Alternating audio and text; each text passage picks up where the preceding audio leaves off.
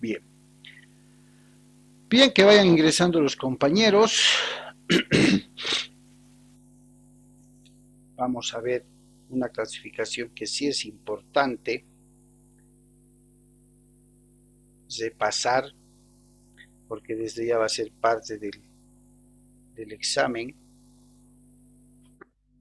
y tiene que ver con las obligaciones civiles y las obligaciones naturales. Voy a pasar la cámara a este lado, que es donde menos incomoda, para poder hacer este análisis, a ver que se conecten todos nuevamente. Como sabrán, Doctor, mientras una tanto, consulta. adelante. Ay, no es con respecto al tema que estamos llevando, sino es respecto a la calificación que vamos a tener, doctor, en este segundo parcial.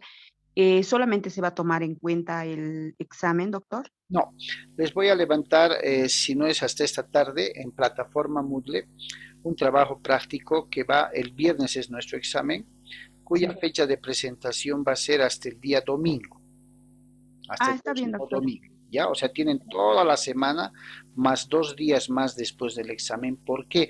Porque ustedes saben que el plazo para que nosotros tabulemos y entreguemos notas son 72 horas fatales.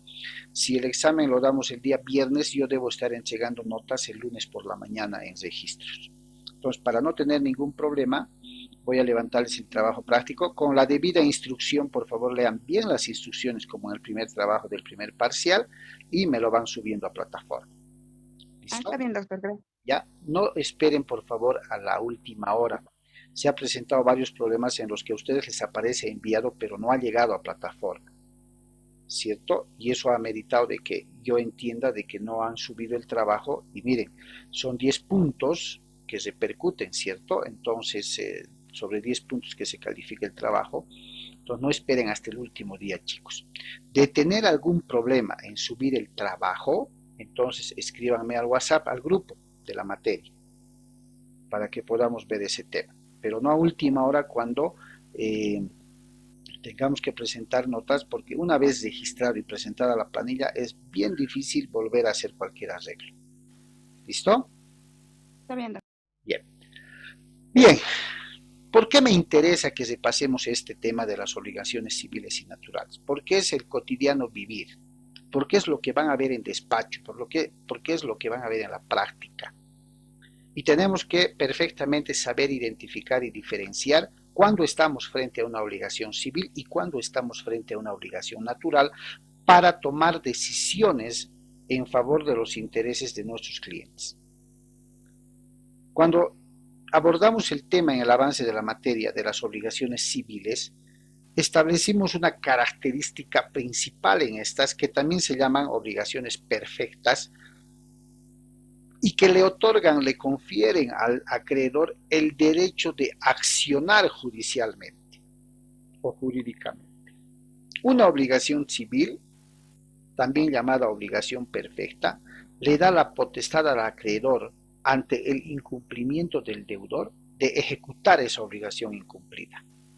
Y cuando hablamos de acción jurídica estamos hablando de que tiene la potestad de iniciar el proceso judicial ante la autoridad que corresponda. Y ustedes saben que al nacer el derecho de ejecución, también nace el derecho de persecución y preferencia. Persecución porque voy detrás del patrimonio del deudor para poder subastarlo, para poder rematarlo. Y preferencia porque si yo tengo el documento que traduce y refleja la obligación existente, tengo el derecho preferente para poder cobrar. Esto va a depender, como decíamos el día de ayer en el ejemplo de la prescripción, que el acreedor haya ejercido su derecho en el plazo que la ley determina para la figura de la prescripción. Hace un momento veíamos, para las obligaciones patrimoniales, ¿cuál es el plazo de prescripción? ¿En qué plazo prescribe mi derecho para accionar en una obligación patrimonial? 3, 2 o 5 años. 5 años, doctor. 5 5 años. años. 5 años, no se olviden. En las relaciones patrimoniales donde existan obligaciones de características patrimoniales, ¿sí? el plazo de prescripción es de 5 años. Si en 5 años yo no he accionado un proceso de ejecución, no he hecho nada para ejecutar y hacer cumplir, ha prescrito mi derecho. ¿Qué quiere decir? He perdido el derecho de accionar. Entonces, conforme ustedes ven en pantalla, las obligaciones civiles son aquellas que confieren al acreedor acción ante el incumplimiento del deudor, de tal manera que el deudor no está en la potestad de cumplir o no cumplir, sino que tiene que cumplir. Artículo 291 del Código Civil. El deudor tiene el deber primordial de cumplir y satisfacer la obligación. Y cuando no lo hace, el acreedor, también lo dice el 291 del Código Civil, tiene el derecho de exigir, tiene el derecho de accionar el cumplimiento y satisfacción de esa obligación. ¿Y cómo lo va a hacer? Mediante un proceso judicial. Entonces, en las obligaciones civiles, el deudor pues no tiene la potestad de decidir si voy a pagar o no voy a pagar. No, debe pagar. Si no lo hace a las buenas, como decimos, el acreedor acciona jurídicamente, le va a iniciar el proceso de ejecución mediante un proceso, como habíamos visto, ejecutivo o coactivo o un concurso voluntario, ¿cierto? Para que el juez ordene el cumplimiento de esa obligación con el posible remate de los bienes que pertenezcan al deudor. Esas son las obligaciones civiles, aquellas que le dan la potestad al acreedor para accionar, tienen fuerza de acción. En cambio, las obligaciones naturales no tienen esta característica de dar la potestad de accionar al acreedor. Carecen de esta característica de acción. ¿Y por qué carecen? Porque seguramente esa obligación no está perfeccionada, no tiene la característica de ser una obligación civil, o finalmente el acreedor ha dejado que su derecho prescriba. Si bien tenía un documento que establecía que la obligación era de carácter civil y podía accionar, al no haberlo hecho en el plazo que determina la prescripción, ha transformado esa obligación civil en obligaciones naturales. Ya no puedo accionar, como ayer decíamos. ¿Qué tendré que hacer? Pedirle por favorcito, o como creo que Natalie nos decía, o Guadalupe más bien, que no está en la clase creo, nos decía, tendría que convocarlo a una conciliación judicial para que de a buenas le pida, sabes que me debes, sé consciente, págame por favorcito. ¿No ve? Porque como las obligaciones naturales no tienen la potestad de accionar, ya se trata un tema conciencial del deudor, si paga o no paga. ¿Sí o no?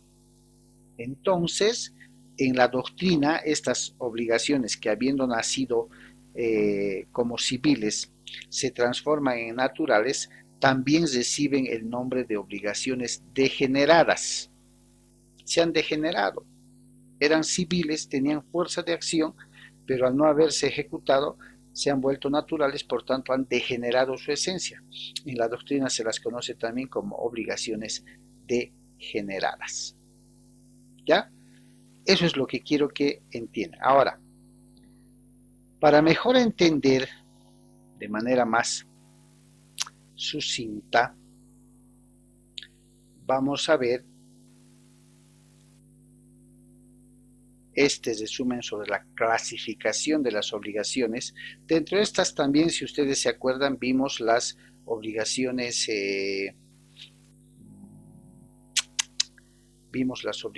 ¿cómo se llaman? A ver quién se acuerda. Las obligaciones alternativas, las obligaciones facultativas, que son un apoyo doctrinal, lógicamente, ¿cierto? Entonces, a ver, vamos a ver de corregir este tema. Ahí está. Pero no me aparece la barra de herramientas. A ver qué está pasando con esto. Me parece dejar de compartir. Vamos a ver ahorita. Creo que esto es lo que está bloqueando. Listo. Perfecto. Vamos a ver el resumen. A ver, compartir.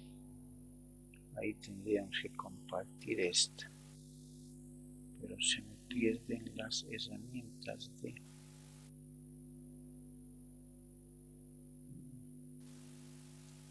No vamos. A ver. Vamos a suprimir dos que tengan que ver. Ya, esto es lo que está bloqueando. Perfecto. Dejar de compartir. Vamos a ver esta y esta. Ahora sí. Bien, vamos a compartir pantalla. Espero que no. Aquí está. Bien, atentos por favor, voy a compartir el audio del equipo y para ello tengo que suprimir mi micrófono. Atiendan por favor.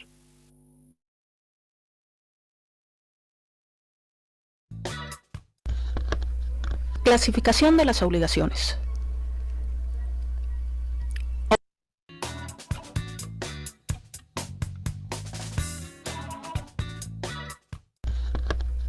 Clasificación de las obligaciones. Obligaciones civiles y naturales. Las obligaciones civiles son las que pueden exigirse con apoyo en la ley, ya que ésta obliga a cumplirlas. Ejemplos pueden ser las nacidas de los contratos, siempre y cuando esas obligaciones no estén prescritas, porque ahí entraría el siguiente tipo de obligación. Obligaciones naturales son aquellas a cuyo cumplimiento no obliga la ley, es decir, esta no sanciona a quien deja de cumplirlas. El ejemplo es una obligación que contrajera una persona y que la deuda ya estuviera prescrita. Ahí ya no se puede acudir a la autoridad a exigir el cumplimiento, porque ya pasó el tiempo que marca la ley para poder hacerla exigible y se convierte en una obligación natural. Ya no se puede acudir a la autoridad, ya no puede estar fundamentada en la ley y por lo tanto solo que la persona quiera pagar por cuestiones morales, por ejemplo, si se dispuso por un crédito bancario, por una tarjeta de crédito de una determinada cantidad de dinero, en materia mercantil, si no hay un plazo específico, la prescripción es de 10 años. Transcurrido este tiempo, ya no se puede hacer exigible esa obligación. Sin embargo, si la persona desea pagar, pues lo hará por cuestiones morales, porque sabe que debe ese dinero, pero ya no porque esté obligada por la ley y la autoridad ya no puede obligarla forzosamente a cumplir. Obligaciones condicionales y a plazos.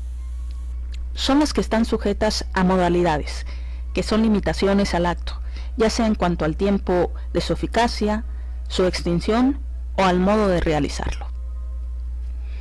Tenemos pues dos tipos de modalidades, plazo o término, o bien condición. El plazo es el acontecimiento futuro de realización cierta del cual depende la eficacia y entonces será suspensivo, o la extinción y entonces será resolutorio de derechos y obligaciones, o de efectos jurídicos, como lo quieran poner. En este caso, por eso se establece que no hay plazo que no se llegue ni fecha que no se cumpla. Por ejemplo, si para el 19 de octubre se vence mi obligación, entonces ese día pueden venir a exigirme el pago. Ese sería un plazo suspensivo. Hasta el 19 de octubre se hace exigible la obligación. Por su parte, un plazo resolutorio sería, por ejemplo, si yo tengo firmado un contrato de arrendamiento que establece que hasta el 19 de octubre va a estar vigente. Entonces, cuando llegue esa fecha, yo ya sé que tengo la obligación de desalojar porque es resolutorio, es decir, se extinguen las obligaciones en este caso. Por su parte, la condición es el acontecimiento futuro de realización contingente. Lo contingente quiere decir que puede suceder o no. Bueno, entonces, acontecimiento futuro de realización contingente, del cual depende la eficacia, y entonces será condición suspensiva, o la extinción, y entonces será condición resolutoria, de derechos y obligaciones. Vamos a poner ejemplos. Será condición suspensiva si, por ejemplo, esta persona que aparece en la pantalla fuera un hermano de ustedes y resulta que ustedes se comprometen a pagarle 500 pesos si saca 10 en matemáticas. Entonces, cuando ya venga la fecha de los exámenes, posteriormente vendrá él con su boleta de calificaciones, y si cumple con la condición, acuérdense que es la gran diferencia con el plazo o término, que aquí la condición es contingente, es decir, se puede dar o no. Igual el muchacho hizo todo lo posible, pero es una materia que se le dificulta y no alcanzó el 10, solamente llegó a 9, entonces no cumplió con lo acordado y por lo tanto pues no va a surgir en este caso la posibilidad de exigirle los 500 pesos. Pero si cumple con la condición y llega con su boleta de calificaciones y hay 10 en matemáticas, entonces puede hacer exigible la obligación y su hermano tendrá que pagarle los 500 pesos. Esa sería condición suspensiva, porque como su nombre lo dice, la exigibilidad se suspende hasta que se cumpla la condición. Pero también tenemos condición resolutoria, que es la que extingue derechos y obligaciones.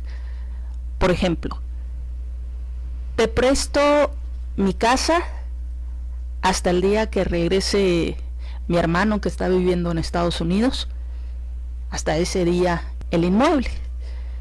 Entonces aquí está sujeto a condición, pero sería resolutoria, porque en el momento en que regrese el hermano de Estados Unidos, entonces se extinguen los derechos y obligaciones y aquella persona a la que le prestó el inmueble tendrá que desocuparlo, hacer la entrega del bien. Tenemos también otra clasificación, que son las obligaciones simples y complejas. Las obligaciones simples son aquellas en las que no hay ni pluralidad de sujetos ni de objetos. Ejemplo, Juan debe a Luis 1000 pesos. Las obligaciones complejas, por su parte, son aquellas en las que hay o bien pluralidad de sujetos o de objetos.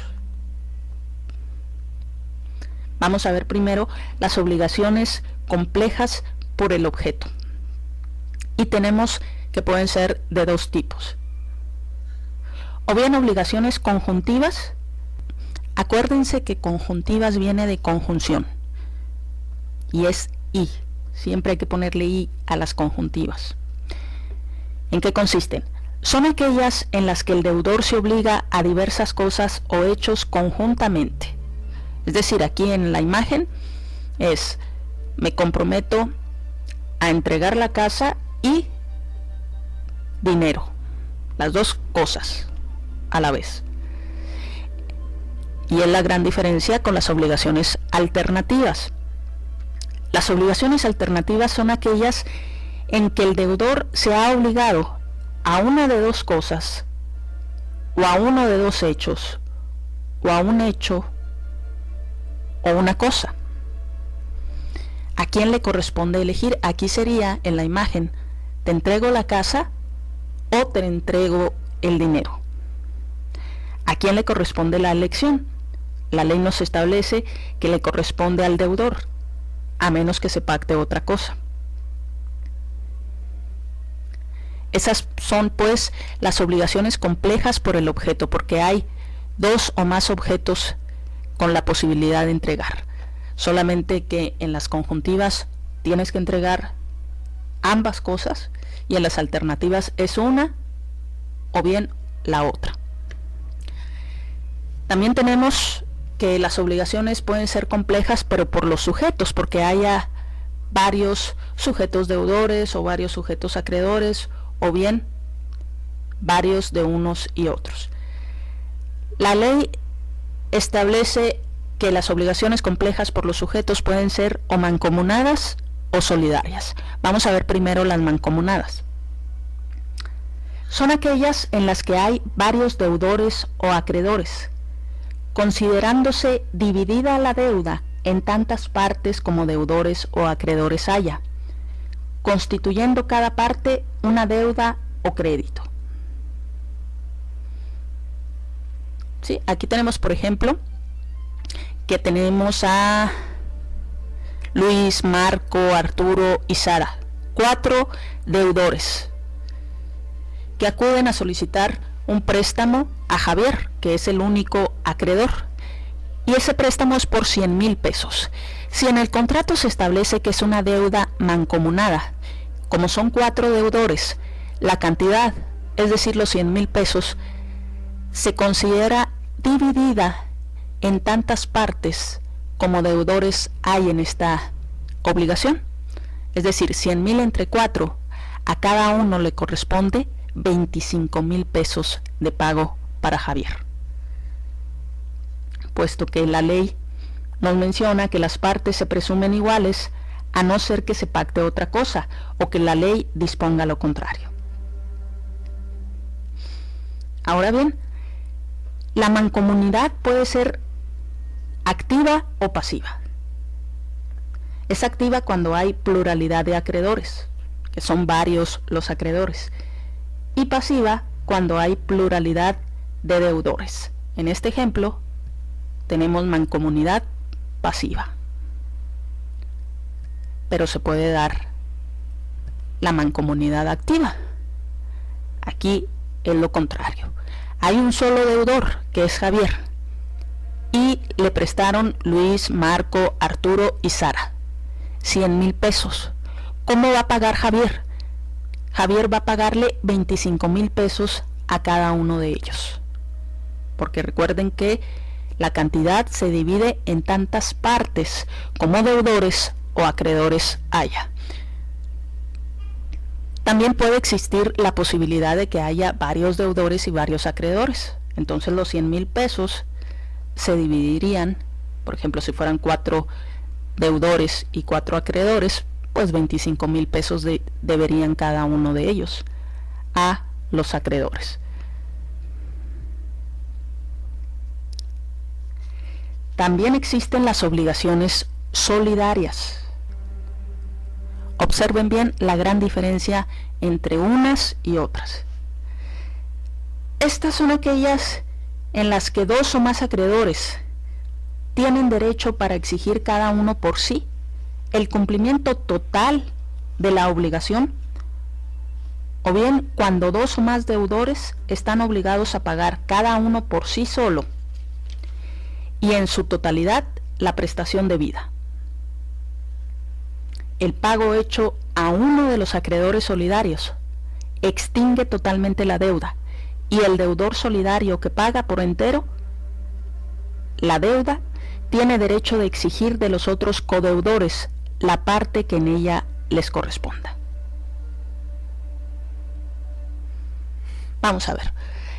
Aquí tenemos también el mismo monto, 100,000 pesos. El deudor es Javier y los acreedores son Luis, Marco, Arturo y Sara. Aquí no se divide el monto entre los acreedores, sino que Javier, por ejemplo, cuando se venza la deuda, va a ir a pagar a uno de ellos 100,000 pesos, es decir, la totalidad. Aquí, por ejemplo, ponemos que Javier va y le paga a Marco. ¿Le paga cuánto? 100,000 pesos, porque la deuda no se divide. Ya es Marco el que posteriormente tendrá que hacer la entrega de lo que a cada uno se le deba. Pero Javier extingue su obligación tan solo con pagarle a uno de los acreedores el monto total. Esta sería solidaridad activa porque hay varios acreedores. En este ejemplo que se invierte, aquí hay un acreedor que ahora es Javier. El monto son 100,000 pesos. Los deudores por su parte son Luis, Marco, Arturo y Sara. Si Marco, cuando se vence la obligación, va y le paga a Javier, ¿cuánto le tiene que pagar? 100,000 pesos, porque el monto no se divide entre los deudores. E igual, si no quisiera pagar de manera voluntaria a ninguno de ellos, Javier puede demandar, por ejemplo, a Marco por los 100,000 pesos, y él no puede alegar que solamente dispuso de 25,000 pesos, porque se trata de una deuda solidaria. Es la gran diferencia entre las mancomunadas y las solidarias. Y si se fijan, una sola palabra en el contrato nos cambia absolutamente nuestra responsabilidad. Aquí Marco no puede decir, como en las mancomunadas, yo te pago nada más 25,000 pesos, que al fin de cuentas es lo único que dispuse. No, porque la deuda es solidaria. Entonces debes de pagar los 100,000 pesos, independientemente que una vez que pagues los 100,000 pesos frente a Javier, cuyo monto no se divide para él, posteriormente tú pagando, Marco, te puedes ir a cobrarle a Luis, a Arturo y a Sara, pero eso será entre ustedes, no frente a Javier, que se le tiene que pagar el entero. Esta sería solidaridad pasiva porque son varios los deudores. Y finalmente, lo que les comentaba ahorita, puede existir solidaridad activa y pasiva, es decir, que sean varios los acreedores y varios los deudores. Aquí, ¿cómo debería de pagar al momento del vencimiento? Por ejemplo, Luis puede irle a pagar a Javier los 100,000 pesos y ahí se extinguiría la deuda. Por su parte, Javier, al recibir el dinero, podrá hacer entrega a cada uno de los acreedores, Lucía, Carlos y Nadia, pero eso ya será entre ellos. En una deuda solidaria, el monto nunca se divide entre las partes y solamente se cumple con la obligación y ésta se extingue pagando por entero. También tenemos obligaciones de dar, hacer y no hacer. Las obligaciones de dar son aquellas cuyo contenido es la entrega de una cosa. Por ejemplo, la entrega de dinero, la entrega de una casa, como en los contratos de compraventa, son obligaciones de dar. También tenemos obligaciones de hacer, que son aquellas que consisten en realizar un hecho. Por ejemplo, con un arquitecto, un ingeniero que se compromete a llevar a cabo un proyecto, tiene que realizar una serie de conductas. Igual a un abogado, los profesionistas, regularmente sus obligaciones son de hacer. Y finalmente tenemos las obligaciones de no hacer, que son aquellas que implican una abstención. Por ejemplo, en las servidumbres de paso, la obligación es no obstruir, no hacer, no obstruir el paso a las personas que tienen derecho. Puede ser también en el contrato de arrendamiento la obligación que se contraiga de no subarrendar, es decir, que el arrendatario a su vez no rente a otra u otras personas. Esos son ejemplos de obligaciones de no hacer, que son las menos. Finalmente tenemos obligaciones divisibles e indivisibles. Las obligaciones divisibles son las que tienen por objeto prestaciones susceptibles de cumplirse parcialmente. El ejemplo clásico es el pago de una suma de dinero hecha a plazos. Por su parte, las obligaciones indivisibles son las que no pueden ser cumplidas sino por entero, ya que de dividirlas se alteraría la esencia de la obligación. Ejemplo, la entrega de un comedor. Fíjense aquí la cuestión. Se pueden mezclar en un mismo acto jurídico, por ejemplo, un contrato de compraventa que se haga en una mueblería donde lo que se compra es precisamente el comedor. La obligación del comprador va a ser divisible si se hace la compraventa a plazos, porque el precio se distribuye en mensualidades, por ejemplo, a un año. Entonces, así se pactó, es una obligación divisible. No te voy a pagar por entero su precio, sino en mensualidades.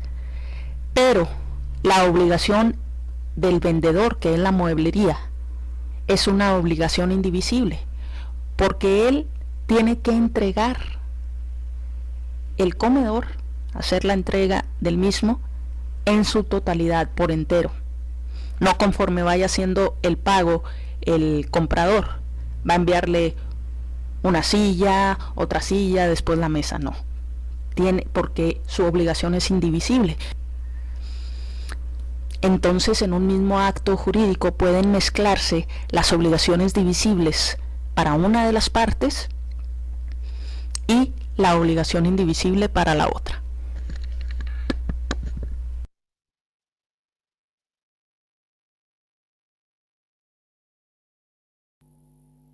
Bien, chicos.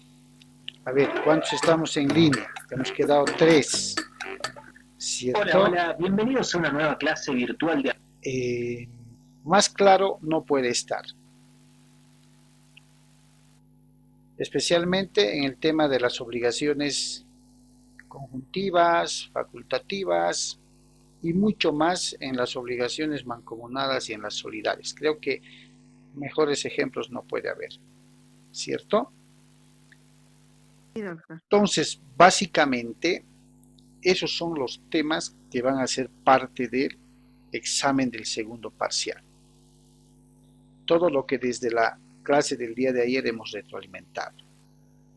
Y creo que para las personas que han asistido, tanto el día de ayer como el día de hoy, está por demás claro lo que tenemos que repasar. ¿Alguna duda, consulta, algún comentario, chicos? Creo que ya estamos listos para el examen, doctor. ¿Se dan cuenta? No es difícil lo que hemos visto. Y este último documentalcito es la síntesis así, práctica y objetiva de todo lo que hemos visto. ¿Cierto? Sí. Doctor, quería hacerle una consulta A ver, dime. respecto a las obligaciones.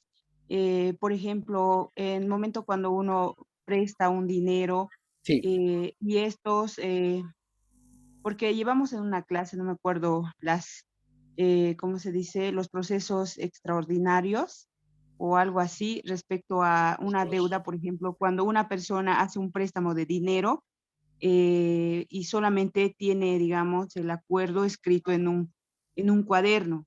ajá. Y pues estos también tienen vigencia al igual que cuando uno va, digamos, ante una notaría, esa situación, doctor, la vigencia es la Sí, misma, que sí, tiene de 5 años para... sí. Vimos ese tema en el tema que se denominaba ejecución forzosa de las obligaciones incumplidas, ¿cierto? Sí, ¿Qué procesos de ejecución puede incoar el acreedor en caso de incumplimiento del deudor? Y vimos ejecución forzosa de las obligaciones de dar, ejecución forzosa de las obligaciones de hacer, ejecución forzosa de las de no hacer, y conocimos además 3 procesos judiciales que se pueden iniciar: el proceso ejecutivo, el proceso coactivo, el concurso voluntario. Estos 3 procesos tienen un solo fin: satisfacer la obligación incumplida por el deudor. Ahora bien, haciendo mención a lo que Denia nos acaba de exponer, lógico, una obligación civil, como acabamos de ver, se va a reducir o se va a traducir en un contrato hecho ante abogado, reconocido o protocolizado ante notaría de fe pública. Con ese contrato, si el deudor incumple, ejecuto, ¿cierto? Así de simple. La autoridad judicial no va a observar en lo posible absolutamente nada, porque ese contrato es un título de ejecución ante notario con abogado. Pero ¿qué ocurre si por la amistad, por la confianza o por la falta de tiempo que uno no tiene por la cercanía que hay, hace una especie de contrato, e inclusive un recibo en el cual traduce que le está entregando a tal persona la suma de tal en calidad de préstamo, y hasta en el recibo se puede poner en algún cuaderno, en una hoja, con el interés de tanto por ciento mensual, ambos firman, ¿cierto? Y lo dejan ahí, por la confianza, por la cercanía, no sé. El problema se presenta cuando el deudor no cumple, y la pregunta es, ¿este documento me sirve para poder ejecutar? Y la respuesta es sí. ¿Cómo? No está intervenido por un notario, no hay reconocimiento de firmas ni protocolización, pero en materia procesal hay una medida que se llama medida preliminar o diligencias preparatorias de demanda. Antes se denominaba en el antiguo procedimiento civil medidas preparatorias de demanda, hoy se denominan en el nuevo Código Procesal Civil diligencias preparatorias de demanda. Yo le presento ante el juez esa hoja de cuaderno, ese recibo, ¿no? Y le pido que emplace, es decir, que cite al deudor a efectos de reconocer su firma en ese recibo, en esa hoja de cuaderno. Se llama emplazamiento, reconocimiento judicial de firmas.